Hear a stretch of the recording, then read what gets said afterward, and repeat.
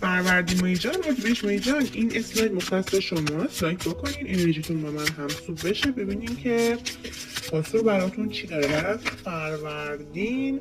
خب یه کاری رو میخوای شروع بکنی، کارت برات خوبه، با یه خانمی درد دل میکنی، این خانم برات خوبه، قابل اعتماده، از طرف کسی که دوستش داری روی 6 وعده برات پیام دارم میبینم، کادو دارم برات میبینم. فروردین ماهی اون کسی که رفته به فکر برگشته، فقط منتظره که توی خبر یه نشونه ای بدی که برگرده.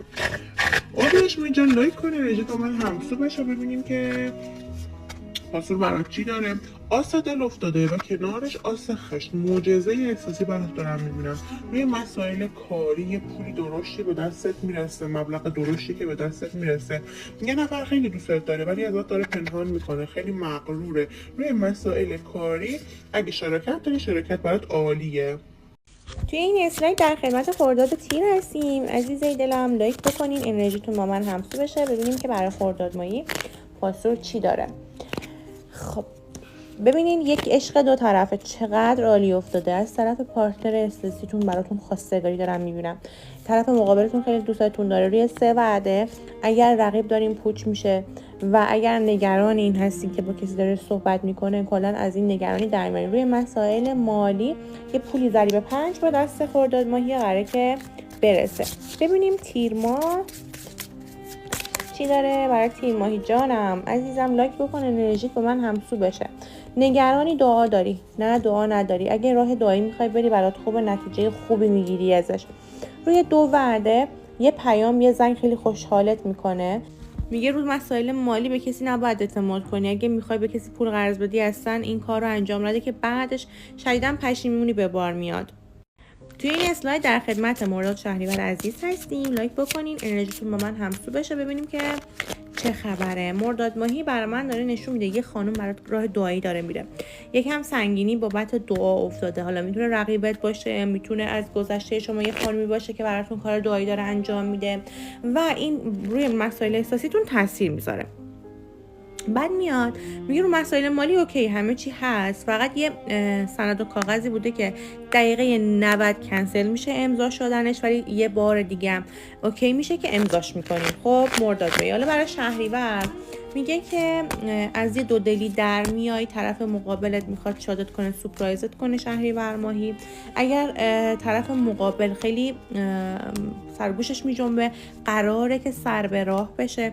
آقایی رو من دارم میبینم که روی مسائل مالی یه کمک مالی قراره بهت بکنه ولی ازت هیچ انتظاری نداره. توی این اسلاید در خدمت آذر رو ده عزیز هستیم. لایک بکنین انرژیتون با من همسو بشه، ببینیم که چه خبره. آذر مایی یه سند امضا میکنی، این سند کلی به نفعته خب و کلی خوشحالی برات به بار میاره. با یه آقایی قراره که مشورت بکنی، از یه آقایی قراره مشورت بخوای که این آدم واقعا کمکت میکنه. یک عشق دارم برات میبینم. اگر مجرد هستین آذر مایی روی 9 وعده ازدواج دارم براتون میبینم. حالا بریم برای دی ماهی ببینیم که چه خبره. دی ماهی افسردگی برات دارم میبینم، در حال حاضر انگار که حوصله هیچ کس رو نداری تا اون طرف بهت پیام بده. میگه روی یه وعده بهت پیام و زنگی میزنه طرف مقابلت. روی مسائل مالی شراکت مالی برات خوب نیفتاده، به کسی نباید اعتماد بکنی و من برات وعده 10 رو دارم میبینم که روی وعده 10 به مراد دلت میرسی. 10 روز هم میتونه باشه، 10 ساعت بعد هم میتونه باشه. تو این اسلاید در خدمت بهمن و اسفندیم. لایک بکنین انرژیتون با من همسو بشه، ببینم که بهمن ماهی براتون پاسور چی داره.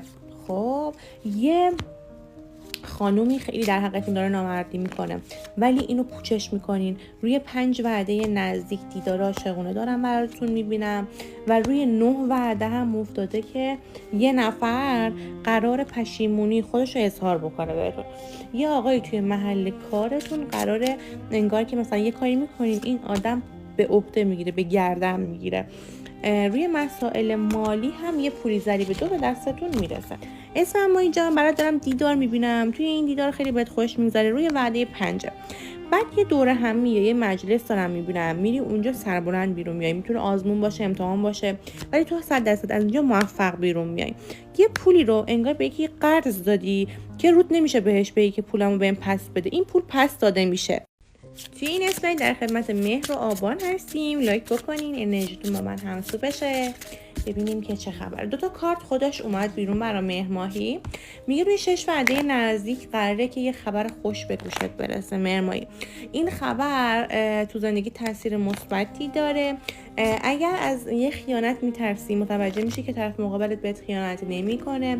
من دارم برات میبینم که یه خانومی سعی میکنه که نزدیک بشه بهت. این خانوم قابل اعتماده و کارت خدا افتاده برات. روی یک مسئله حمایت خدا رو قراره که ببینی. برای آبان ماهی لایک گیت نره ها. ببین یه اشکی ریختی آبان ماهی، روی 8 وعده خوشحالی هست روی اون اشکت. یه آقا خیلی دوستت داره ولی خیلی مغروره، بهت نمیگه. از این چیز بلا تکلیفی احساسی روی 2 وعده در میای. خواستگاری و ازدواج رو هم با همین آقای مغرور برات دارم میبینم، مثل معجزه.